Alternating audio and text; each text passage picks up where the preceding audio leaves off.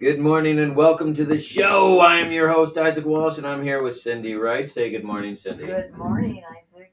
Before we get to her, if this is your first time and you want to see other people help people, please go to spiritualwarfareunit.com. Click on Struggling. We got over 25 different groups that help people with food and clothes and baby formula and all kinds of things. And if you want to check out a ministry opportunity for veterans, you can click on Vets Church, top right corner.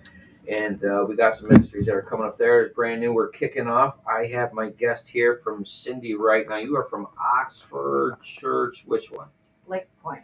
Lake Point Community Church in Oxford, Michigan. Lake Point Community Church in Oxford, Michigan. Check it out. And we got to meet through a friend of ours, Laura, and I sit on a board for People of Impact, and I get to do outreach and a number of other things. And we met and meeting, and you got voluntold. Yes. You got voluntold. Yes. And so I wanted to get your story. And so you grew up in Oxford or no? No, I grew up in kind of mid-Michigan, very rural country, small town called Which part? Chippewa Lake, by Big Rapids, Michigan, right in the center, pretty much. Right dead in the palm. Yeah. You're from the palm. What is it called again? Big Rapids? Well, Chippewa Lake, but Chippewa Lake's too small. Nobody knows where that is. So, yeah, but it was a great place to grow up. So it was a farm, you said, right? Well, a lot of farming area. I grew up on a lake, but yeah, it sounds terrible. Yeah, it was tough. Living on a lake in the country with no people. Yeah, it was great. Yeah. You don't understand the dream when you're younger. You're like, All right, so you did that, and anything of significance that kind of put your personality as the way it is now when you're growing up? Anything of significance happened? Very athletic, so doing a lot of sports. Women's sports was just starting, so I did track and basketball, water skiing, snowmobiling. Water skiing, cross-country skiing, snowmobiling. So, wow, so you like to have your hair on fire. Yeah, lots of outdoor stuff. Very calm, but quite the fire. Wow. Yeah. What got you into that? Just I had two brothers growing up. So older? We were always older. So you're the youngest? I was the hiker for the football games. So nice. Were you the youngest? I was the youngest. Those poor boyfriends' years. That's terrible. Yeah. That'd be bad. Yeah. So what did your parents do?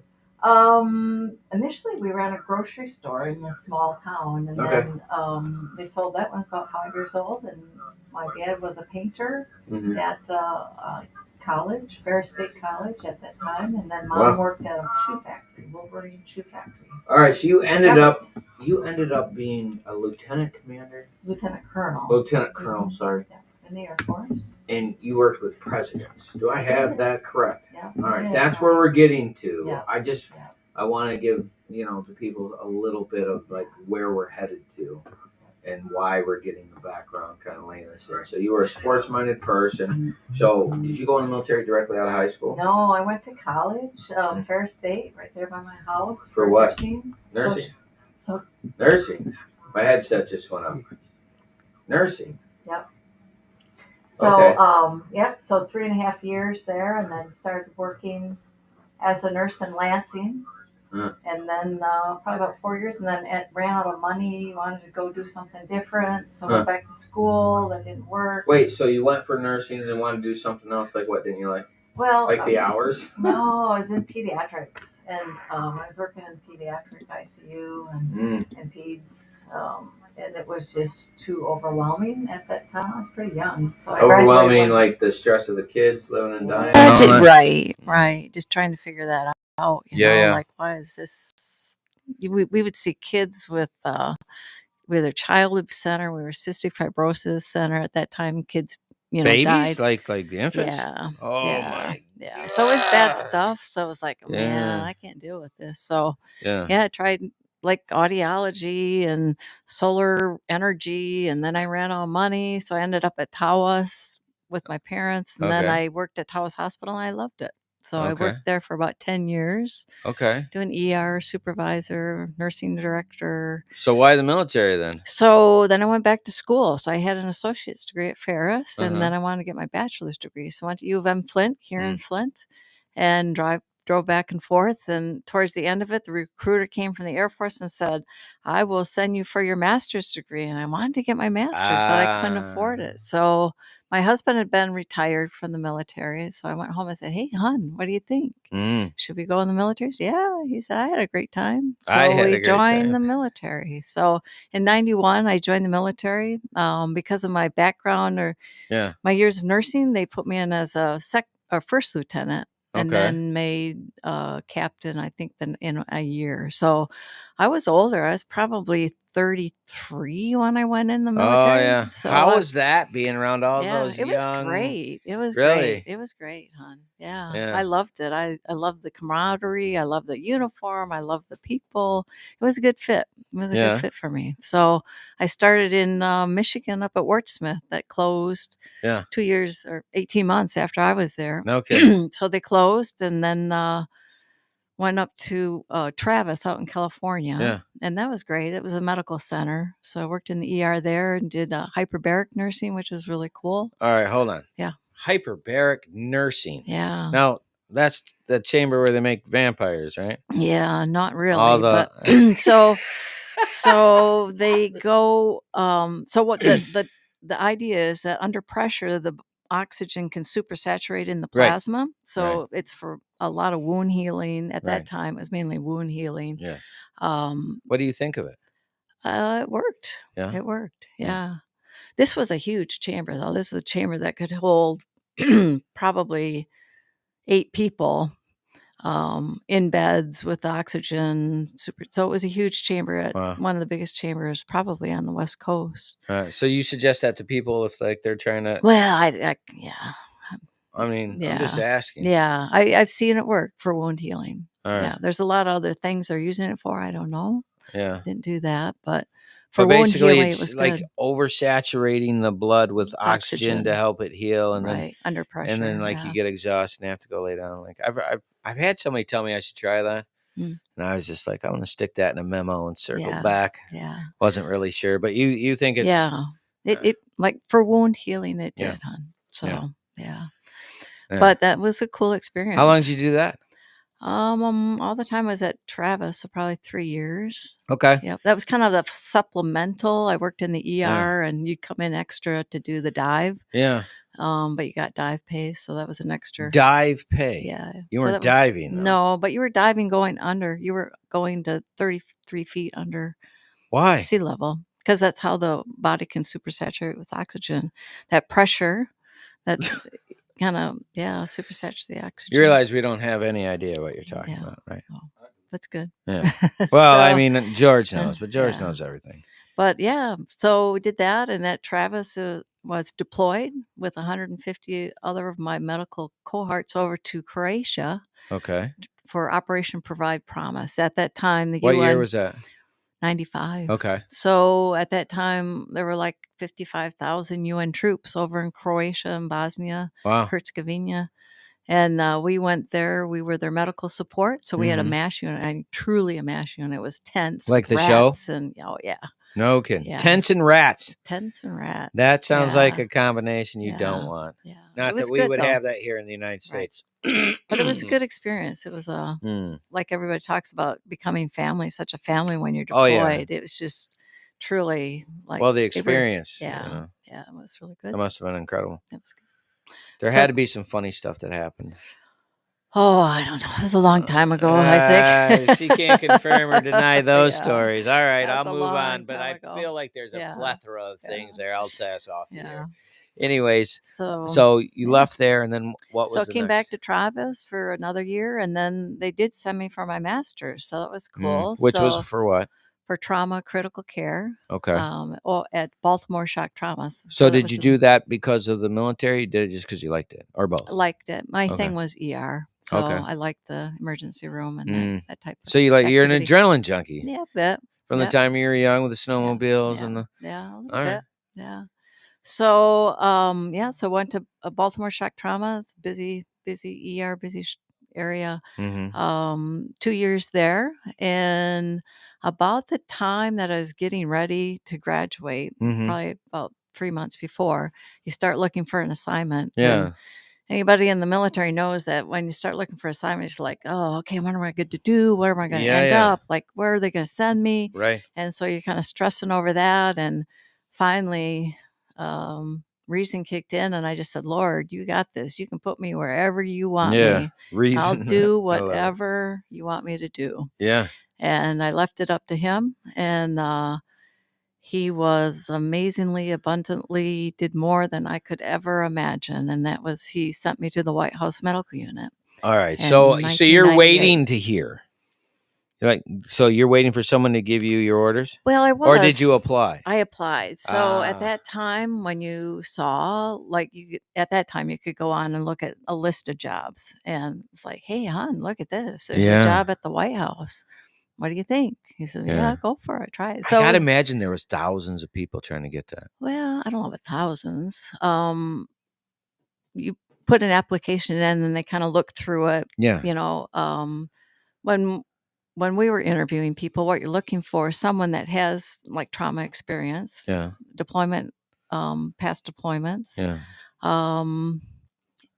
Yeah. Good record for. So you were looking for you. Yeah. No. When you were in there. Yeah. Right. So you get this. How long did it take from the time that you put in the application till you got a response? Well, I got a call pretty quick. So they did a phone interview. Yeah. And then 4 of us got invited in for actual interviews for 2 days of interviews. Yeah. So the toughest one was security. So yeah. So is it true that they go back to childhood friends and aunts and uncles to verify? Really know. I don't know. You had to list all that stuff. I remember when I was doing mine, someone's like, I got a call. What are you doing? Yeah. And it was like an uncle I hadn't talked to in 15 years. I'm like, they called you. I was like, wow. Yeah. You had to list. And you're at the White House, so they got to know everything about you. Holy smokes. So that was, the security was a piece of it. And then you interviewed in front of the whole medical unit. So they try and intimidate you and kind of see how you work under pressure and respond. And then a one-on-one interview with the physician to the president. Wow. So at that time, that was Dr. Connie Mariano. She was a Navy admiral and was the physician for President Clinton. Yeah. So, So I did 2. So did the interview and I was pretty relaxed because I'd there's no way I'm going to get this. So let's just have fun and enjoy it because this isn't, Was it fun? Yeah, you got to see the White House. I mean, they took you on a tour, so that was really cool. Like a real tour or just the regular tour? Just regular tour at that time, yeah. All right. Still, that's awesome. Yeah. And then... what year was that? 91? No, 98. Sorry. 98, yeah. All right. So this is Bush. So it was Clinton. So still 98. Clinton. Yeah, until 2000. Yeah. So got a call, say, hey, come on in. And so, got the job and took a while for the clearance to get through. How long's a while? Like a month, 2 months, 6 months? Well, probably about 4 months. That is pretty long. It can take a while. Yeah. Yeah. So, so then So where are you at when you got the call? Well, they brought me back into the White House. Yeah. And asked me a couple more questions and said, well, do you want the job? I said, yeah. Nice. So that was cool. That's amazing. Yeah. That's super amazing, actually. So what was that like? Yeah, so it was unreal. Did you work at the White House? Yeah. Oh, so the office was right. Where you going, honey? I'm just going to work. We're at 1600 Pennsylvania Avenue. I'll be there 8 to 5. Just kidding. Definitely not an 8 to 5 job. I imagine it was 12s? Oh, it just depended. It started in July of 98 with Clinton. So did 2.5 years with them. Traveled a lot with Mrs. Clinton. And it was truly they always ask you, well, are you willing to be on call 24/7 and respond? It's like, sure, but people don't really understand what that really means because it really means what they're saying. So what was she like? She was nice. She was nice to me. Yeah, she was good. The person that takes care of her health, I'd be nice to that person too. She was always nice to us. Huh? Yeah. Very good. Yeah. And you said you traveled quite a bit with her, you said? Yeah, I did a lot of overseas trips mainly. So at that time, the First Lady really only had medical coverage. Well, I guess we did. They would send a nurse when she did domestic travel. And then when she did overseas travel, left the country, then it was a physician and a nurse. Okay. And then typically maybe an advanced person. Wow. So that's interesting. Yeah. How long did you do that? Well, for Clinton's for 2.5 years. Yeah. And then Bush, was elected. And at that time, so the physician to the president that's the only political position. So the White House medical unit is made up of all military, Army, Navy, Air Force, Coast Guard, doctors, nurses, PAs, corpsmen, and there were 2 civilians when I was there. Yeah. So we're non-political. Yeah. So we stay no matter who the president is, and except for the physician to the president. That's a political appointee. So Dr. Mariano had been there for the whole 8 years of Clinton's, I think. And so she left when Clinton's left. So Dr. Tubb, who was an Air Force colonel, became the acting physician to the president. And then at that time, he designated me. So when President Bush came in and his family, he was just an amazing guy and just kind of like a vision person like you, Isaac. He could set a vision up for the unit and to get there. And part of that was developing a relationship. So in order to take care of somebody, they have to trust you, right? Right. So you don't want a Nurse Hatchet coming in there. No. So that's an older reference for those people. So he kind of identified a physician for the vice president. He would be the physician to the president, and then I was selected as the nurse for the first family. So I did a lot of traveling to build initially when the Bushes came in, just to build that relationship so they could see, who we were and develop that trust. Yeah. And I got to imagine that it's got to happen very quickly as well, right? Because you get good vibes about people when you first meet them. You do, but you don't have that. I mean, you don't have that much interaction. Like, well, you have a very calming persona about you. Like you feel very comfortable just to be normal around you very quickly. Something in your eyes and your voice or something. Thank you. Yeah. Before we go any farther, hold that thought so I don't forget. Okay. I got to do a shout out. Okay. First shout out is to Out of the Mud production studios that we're here with today. Me and my friend Cindy are working with King George, who has been helping us out here and been doing a fantastic job. We'd also like to do a shout out to MUA Jock for all your beauty needs. Bookings are open for makeup. Also, she has her own cosmetic line. The website is www.shopmakeupismylife.com. Shopmakeupismylife.com, or you can give them a call at 248-820-5053. That's 810 or 248-820-5053. 248-820-5053. MUA Jacques. Check them out for all your beauty needs. All right. So you had just met, you had done the Clintons. So I got to kind of ask some questions before I go further, because the thing that's always interested me about this is like everybody that you worked with or people are on the news, right? But you actually work with these people. So you know them as humans and everybody else knows them as, whatever, love, hate, whatever person that was going on. So like you're a kid from the sticks. Right.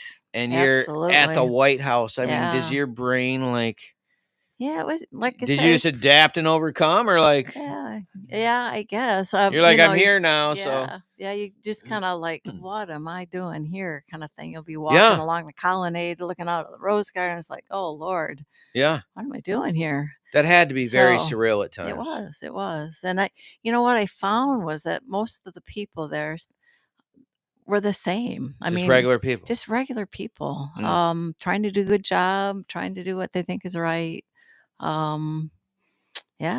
So especially the parties, there's a lot of military actually, Isaac. You'd be surprised how many military associated with the White House. So all the communication, White House communications called WACA, they had hundreds of people. Wow. Then the Air Force One, Marine One. Yeah. Well, and Marine 2 and Marine 3. Yeah.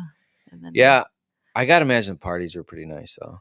We didn't, it's not like we would sit in the back room, like have our But little you bags. got dressed up or no?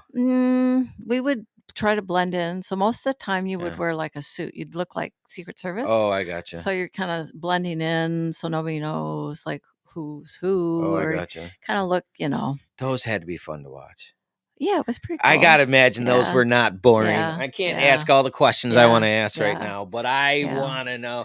That had to be some kind of cool. Yeah, but truly, it was a lot of like getting there and sitting and hanging out. So it's not like you're, at the parties kind of sitting. You're in a different room, kind of hanging out, reading a book. Like I'm an excellent observer. Like I would just be listening. It was pretty. Like we got to see some pretty cool people and meet every now and then. Got to meet. All right, who's cool like people. the coolest person you met? I met both popes. Both popes. Yeah. All right. So during Clinton administration, Pope John Paul. Yeah. Second. So out at St. Louis, we went to do an event. What was he like? All I did was, hey, how are you? Well, I shook his hand, and that was amazing. Yeah, no magic tuxes or any, nothing tingly. Or I anything? don't know. Yeah, not really. I just asking for a friend. It was pretty amazing, and then so that was really cool. And, Arnold Schwarzenegger, got to meet him. What's he like? He was shorter than I thought. Shorter? Yeah, he was really actually pretty short. Yeah. So from the videos, you thought he was like him and Stallone, like the same size. They're both like 5. Yeah, they were like, it's like, You thought he was like 6'3" or 6'5" or something? I thought, but he was. I mean, it was very nice. I mean, how cool is that? We got to get a picture with him, and that was very, very cool of him to do that. But but he's short. I love that. That's the answer. But he was very nice. Yeah.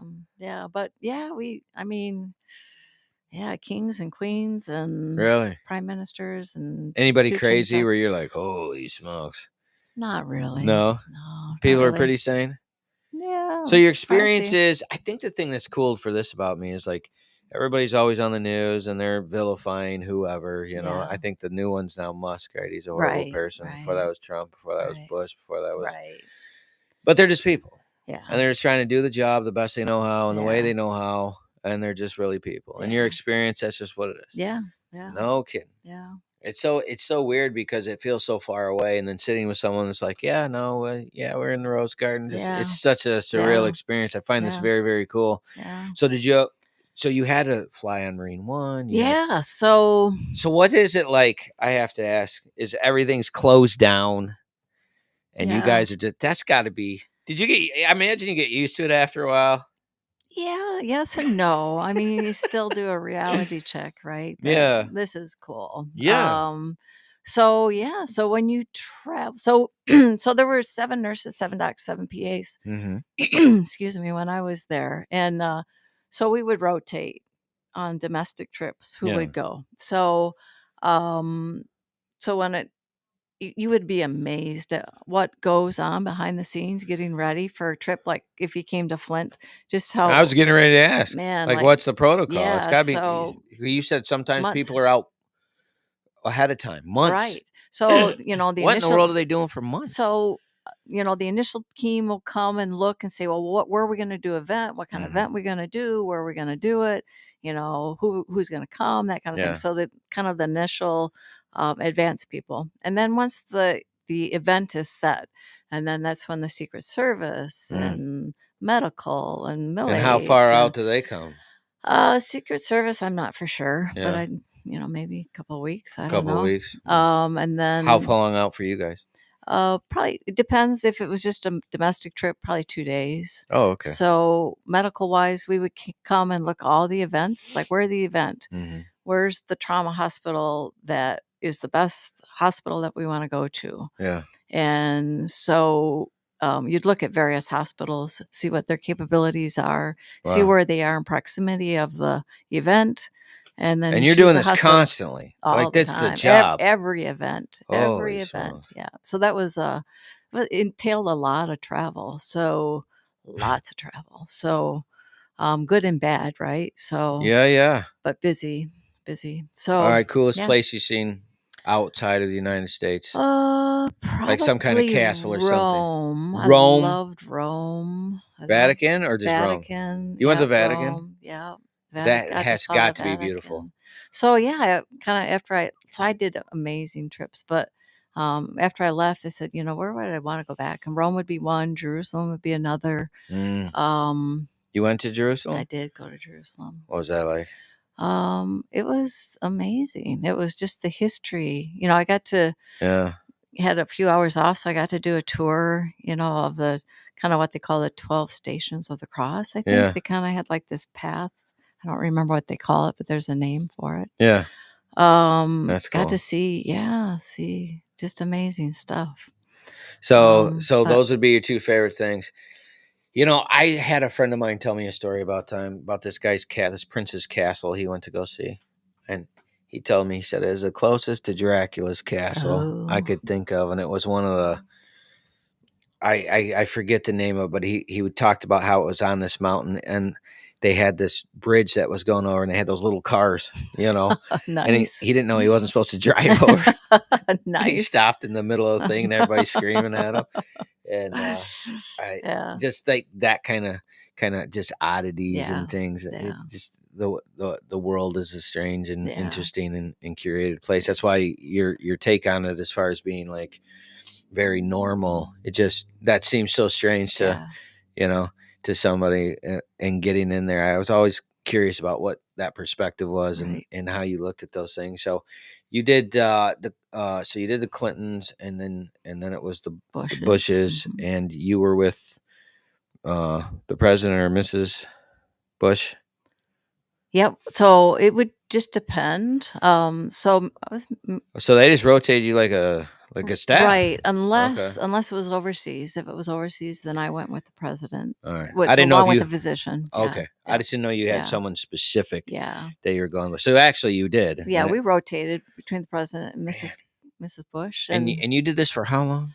Well, so 2.5 years with Clintons and 8 years with Bush, and it was a lot. It was a lot. Oh, I bet. By the end, it was like, oh man, I'm ready to be done. But it was amazing. But boy, you get so exhausted because it truly is a 24/7. Yeah. You get a call, you go, I was gone probably. I figured it up after the end. I was gone 40% over the 10 years. I was gone. So 3.5 years, 4 years. Wow. Out of it. Yeah. Traveling. All right. Most favorite food? For me? Yeah. Lobster. Lobster? Where? Maine? Yeah. Kitty Bunkport, right? Kitty Bunkport. Yeah, all right. Favorite food overseas? Peanut butter and jelly. Peanut butter and jelly. No. By the time you're ending a overseas trip, I mean, you had to have everything. Yeah. Indian, Japanese, Chinese. And I loved it all. I loved it all. I loved all the foods. But by the time I got back on Air Force One and we were headed home, and peanut butter jelly and a chocolate milk was really there. Good. You go. Yeah. Weirdest food you ever tried? Ooh. Bugs? Did you do bugs? It was like sheep brains over in like Morocco or something. It's like my tongue is getting. It was furry. This delicacy that they were so excited to share it with us. And it's like sheep brains. Oh, what did that taste like? It did not taste good. No, it didn't taste good. Why are the delicacies always taste horrible? Yeah. Oh, this is so delicious. And then there was a bird, the Iceland bird. I don't even remember what it was, but that the cute little bird. That was one of their delicacies. It's like, yeah, my buddy was telling me in India. I think it was India, where they did the chocolate covered grasshoppers or locusts. I could do that. Yeah, no problem, huh? You just walk that one off. Yeah. Anything covered in chocolate's good. So. Yeah, not bugs. Yeah, the crunch sound would just. I couldn't do that. I couldn't do that. All right, before we finish up our story, I got to go to another break. I want to give a shout out to UCAN, United Community Addiction Network. If you know someone struggling with alcohol or drug rehabilitation, mental health, have them go to UCANMichigan.com. You can click on struggling. We have a bunch of different places there for housing, outreach, programming that you can check out. I'd also like to give a shout out to MUA Jock for all your beauty needs. Bookings are open for makeup. Also, she has her own cosmetic line. The website is www.shopmakeupismylife.com. shopmakeupismylife.com. Numbers 248-820-5053.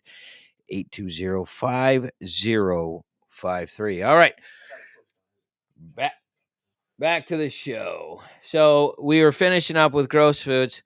So you could have been that. What was that show where that guy went all over the place? Yeah, I don't know about that, but No. and like truly anything in chocolate is good. Anything, So, just yeah, chocolate. just Chocolate, chocolate, anything yeah. is good. Chocolate Yeah. in itself is good. Yeah. That makes sense to me. Yeah. All right, so you get done. You had to be fairly burnt. I was. Yeah. I just want to share quick about. So I was with the president on 9/11. So on the No plane. kidding. So yeah. So that whole 9/11 So he was here? day. Yeah, we were down in Florida. Okay. So I was Oh on that yeah, trip. with the book and the kids. Yeah. Yep. So I was on that trip, and so spent that day and pretty much the next week with him. So Yeah. that was quite an experience. And then What's your memory? Like, what comes to your brain when you think of that? I just that everybody was doing their job. It was amazingly hectic, as you can imagine, and you know it was hard to know what was going on. Of Right, course. we were up in the plane, was and insane. you're hearing just amazing, like this is blowing up, and this is blowing up, and the State Departments and the planes coming in, and people are running for their lives out of the White House, and Wow. that was kind of true that they were running, but Yeah.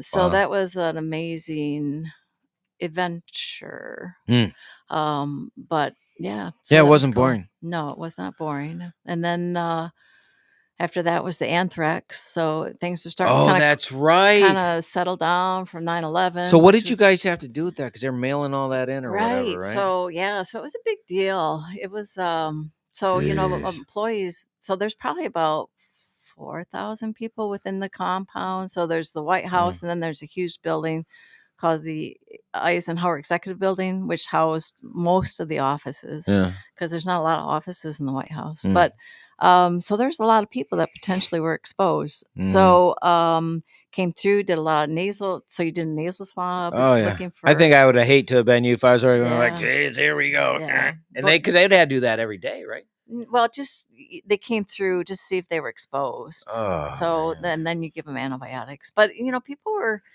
they were kind of still reeling from 9/11, and then they get hit with this anthrax thing, and people were kind of freaked out a bit. Yeah. Well, death has a way of doing that. Yeah. So you get done. You say, "Okay, I'm done." What happens? What happens next? So I still had 2.5 years. So I left there when his term ended in 2009. Yeah. And I went to the Pentagon, to a Pentagon Flight Med. And then we opened up an annex over at Andrews Air Force Base to take care of mainly Air Force One people. People don't understand just how intense those positions are. And if we can't take care of those guys that are, again, 24/7 on the clock, and take care of their families, then they can't do their job. So we went in with the idea of, we're going to take care of you and your family, so you don't have to worry about them when you're flying all over the place. So we did that for 2.5 years. And so you went from the White House to the Pentagon to Andrews, and then, man. Yeah, that's an incredible career. That's incredible. It was a blessing, and I know it was. I felt I was there for a reason. Dr. Tubb, who was the doc, a wonderful man and Christian. Yeah. And so, and actually President Bush, he was a true Christian. He read his Bible, and it was fun to listen to Dr. Tubb and him kind of talk about, the devotion for the day. It's like, well, no kidding. Yeah. So that was pretty cool. You always wonder. I felt blessed that I was with him, honestly. So you retired because you and I do work with veterans, and I love the group of people you got go through. I look forward to being a help to them. And that's one of the reasons why I want to have you on there. Is just I think your passion for that's kind of incredible, and I understand what it's like to lead a ship and everybody this way and everybody this way, but you've had all this amazing experience and opportunities in your life, and I just like what got you into continuing to help vets? Like how much time did you take off between? Well, you retired. So really not much. I was just a member. So in 2012 we moved to the Oxford area, my husband and I, and why there? Do you remember? My sister lived there and her husband. Family, so we went, gotcha. and they were, so that's why we moved in. So, gosh, probably the first month that I was at Lake Point, Bob Tenbosch came up and said, "Hey, I hear you're a veteran." Both my husband and I were veterans. So, yeah, we joined the Veterans Leadership Group then in 2012. And just recently took over as the leader of the Veterans Ministry with lots of help from Bob Tenbosch. Oh, yeah. Lots of help. So, it's been good. Yeah. So, but why? Like, you could have done nothing, something, anything else. Like, just other than being a veteran, is that the passion of it, or like what? Because, like hearing your story, what comes into my brain is that you're the type of person that likes to help people get things done. I do, hon. And so helping people that have helped other people do that, I imagine would be something that would be a passion. That's just like what I'm hearing from what you're telling me. I'm a doer. Yeah. Yeah, same. Yeah. Yeah, So, just give me the list. Yeah, give me the list and get out of the way. That's very true. I love lists. So yeah, that's very true. Check. Like I get the pancakes off the pile. Just tick, tick, tick.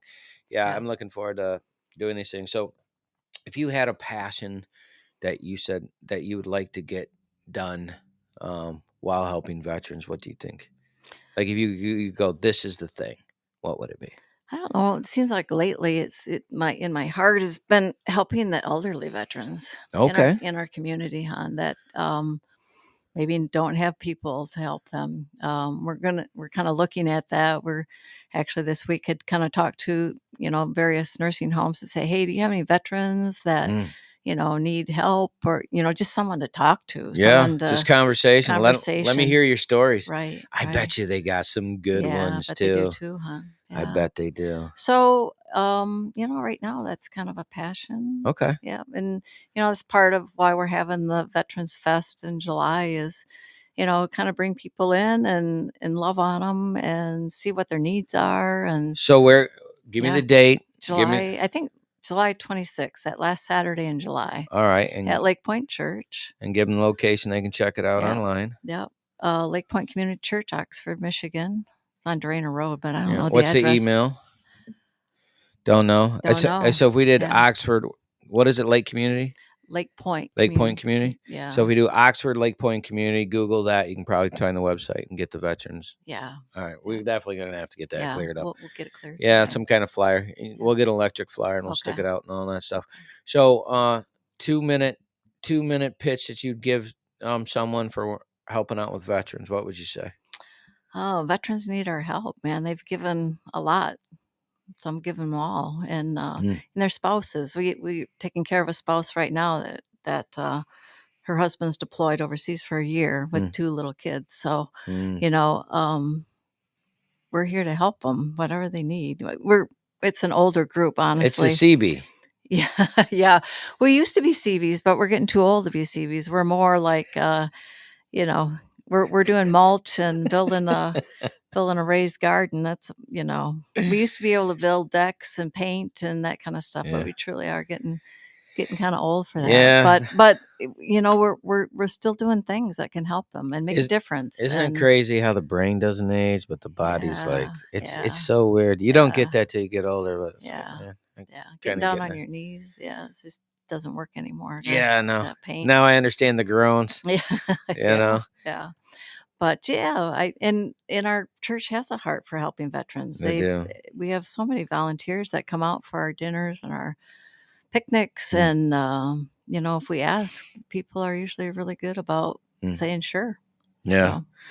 No, it was a big group actually, and so we'll be launching Vet Church here. We just launched it today, Vet Church. You can check out on spiritualwarfareunit.com and click on the right 3 little lines. You see Vet Church. Getting liaison positions together. If that's something you want to do, you can email us at contact@spiritualwarfareunit.com. And Cindy, I just want to tell you thank you for coming on. It was an absolute blast. Yeah, your story's incredible. I feel very lucky that I got to be able to talk to you about it. And one of the favorite things about doing these interviews is I know the coolest people. And so we get to have interviews and have fun. And I just want to give a shout out again to Out of the Mud Studios with King George in the background and my buddy 1LT helping us out on the background. We appreciate everybody you guys are doing. And just in case no one has told any of you guys this week, you're awesome. You're doing a great job. And we'll see you next time.